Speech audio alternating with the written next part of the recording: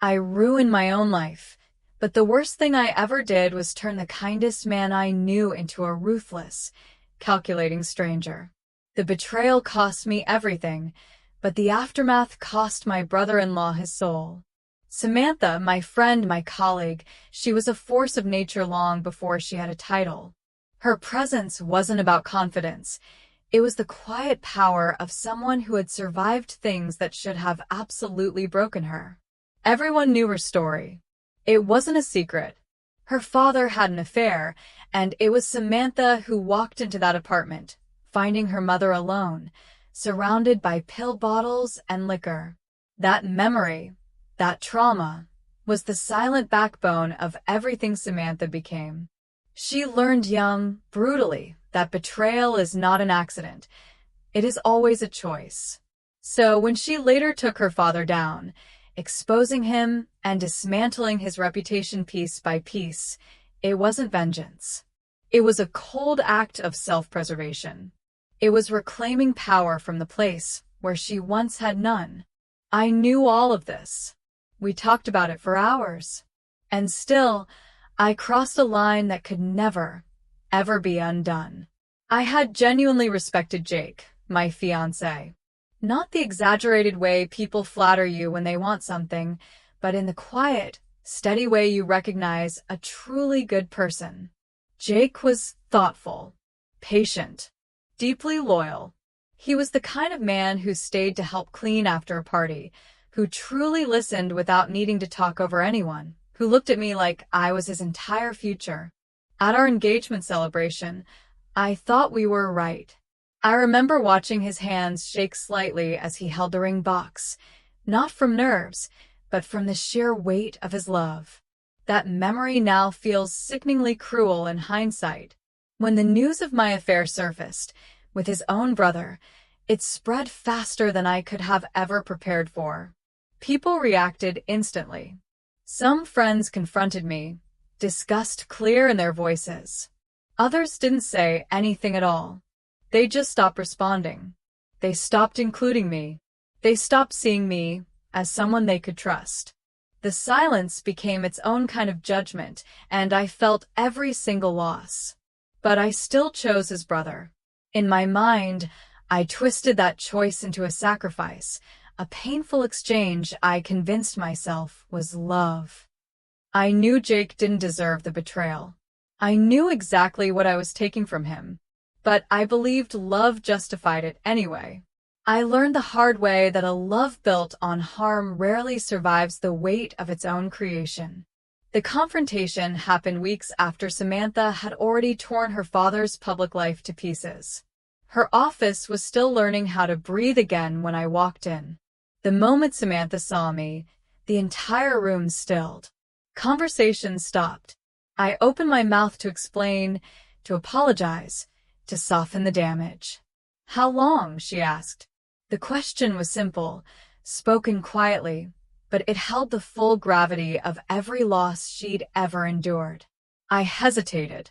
A month after the engagement, I finally managed. Samantha didn't yell. She didn't cry. Her voice was steady, the way only deep grief can make it. "You knew exactly what betrayal does to a person. You listened to me talk about my mother. You knew what it cost me to survive that, and you still did this."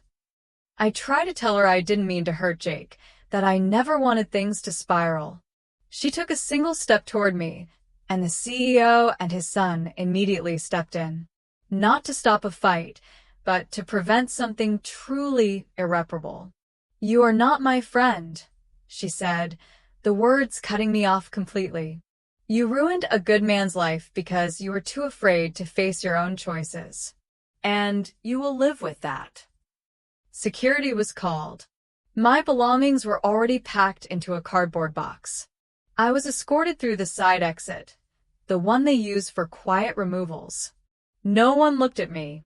No one defended me. No one tried to soften the fall. I didn't cry until the cold air outside hit my lungs. Not because I didn't feel the loss, but because there was no one left to see me break. And the world, including the man I sacrificed everything for, kept moving without me. By the way, if you're still listening to this absolute mess of a life, please do me a favor and hit that subscribe button. It helps keep these stories coming. Now, back to the part where I had to face the music years later. Years passed, but time didn't heal anything. It only made the consequences quieter, harder, settled deep into my bones. I moved back in with my parents after the divorce, returning to a house I had once left with confidence and future plans. Now I was back with my son, a broken marriage, and a history that didn't need to be explained to anyone in the neighborhood. The gossip was bad, but the worst part was the silence inside my room every night, where I cried softly so my son wouldn't hear. I didn't regret my son. I regretted everything that led to him. I had destroyed friendships. My career was gone, not because of a lack of skill, but because trust was the currency of my field, and I had burned every bridge. My marketing degree was useless. My parents, who once introduced me proudly, now watched me with a grief that wasn't anger. It was the crushing disappointment of seeing someone they loved become unrecognizable. During a rare, hesitant visit to Jake's parents, I saw how much life had drained out of them. They were polite. They didn't have the strength to blame me. My former father-in-law handed me a photo and a folded piece of paper. He didn't need to explain.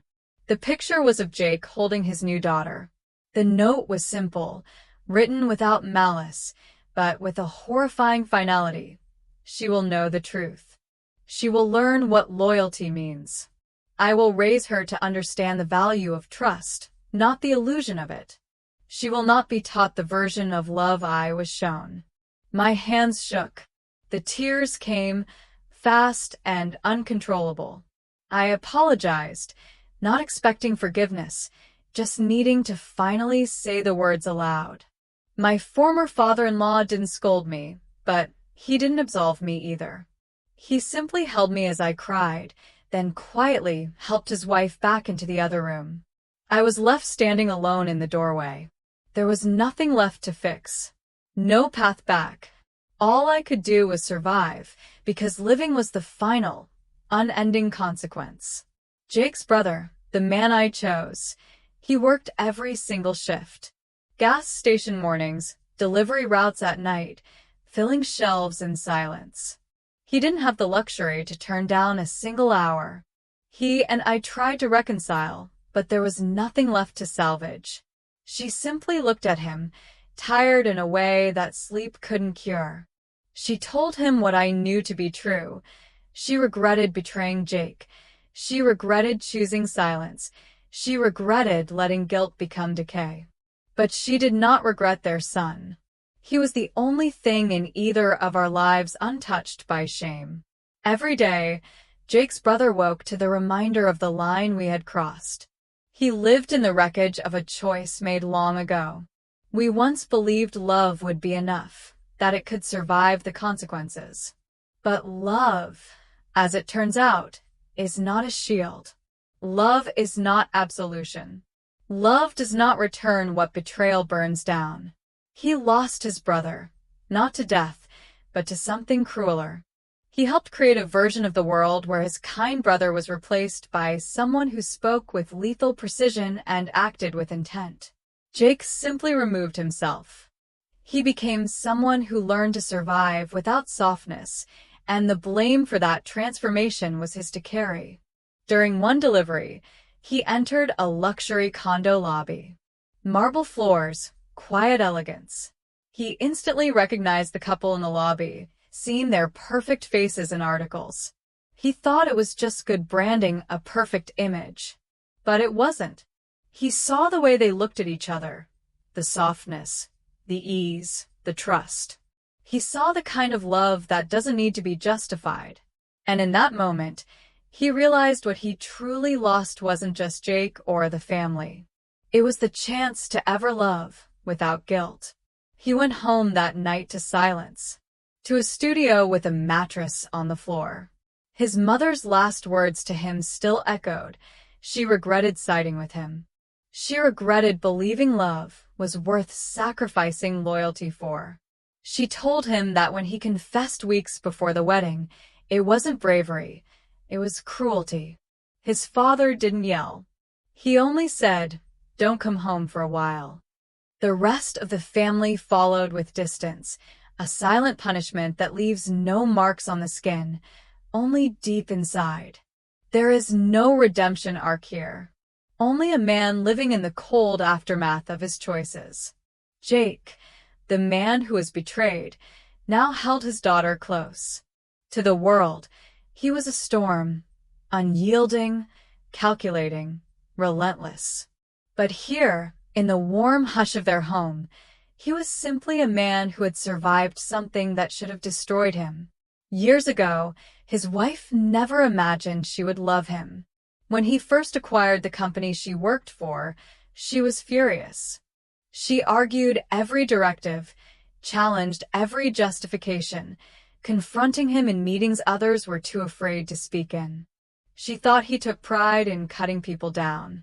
But something in his eyes didn't match the ruthless man he was acting as. One night, the frustration was too much. She cornered him in his office. She accused him of lacking humanity, of destroying lives, and she told him his parents must be so proud of the monster he had become. That was when he broke. Not loudly, just completely. He told her everything. How his brother took the woman he loved, how his family chose convenience over loyalty, how he stood alone while everyone who claimed to care for him celebrated the destruction.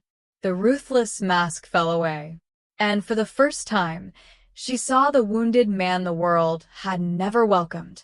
She didn't respond with arguments. She didn't apologize. She simply stepped forward and held him. He cried quietly, the way those who have carried too much pain for too long do. And in that moment, her anger shifted. She wasn't angry at him anymore. She was angry for him. Their relationship was built piece by piece in late-night conversations and quiet moments where neither needed to speak to understand the other. He proposed only after spending months enduring her father's tests. Jake proved himself with presence, not pride. He simply stayed. When she learned she was pregnant, he nearly dropped to his knees. He held her carefully, like she was something he could not bear to lose. She saw joy, but also the scars that still ached. She didn't try to take the anger from him. She only asked that when he finally confronted the past, he wouldn't destroy people with his hands. He agreed. He kept that promise. When the last thread of revenge settled into the past, something in him loosened. A weight he had carried for years was finally set down. She saw it the day their daughter was born. Jake held the baby as though she were made of light. He smiled, not the sharp, controlled smile he used in meetings, but something soft, real, unguarded. She took a picture of him then. And in that picture was the truth no one else would ever see. A man who lost everything he trusted, who built himself again anyway, and who finally learned to live again. In that quiet, extraordinary moment, Jake was finally whole. I looked at that picture and I finally understood. The real tragedy wasn't the pain we caused. It was the kindness we murdered to survive it. The consequences of my choice created a monster, but that monster, in turn, found a new path to a profound, honest love I'll never know. All I can do now is live in the silence I created. Tell me what you think in the comments below. Knowing all the fallout, what would you have done in my place? I really want to know.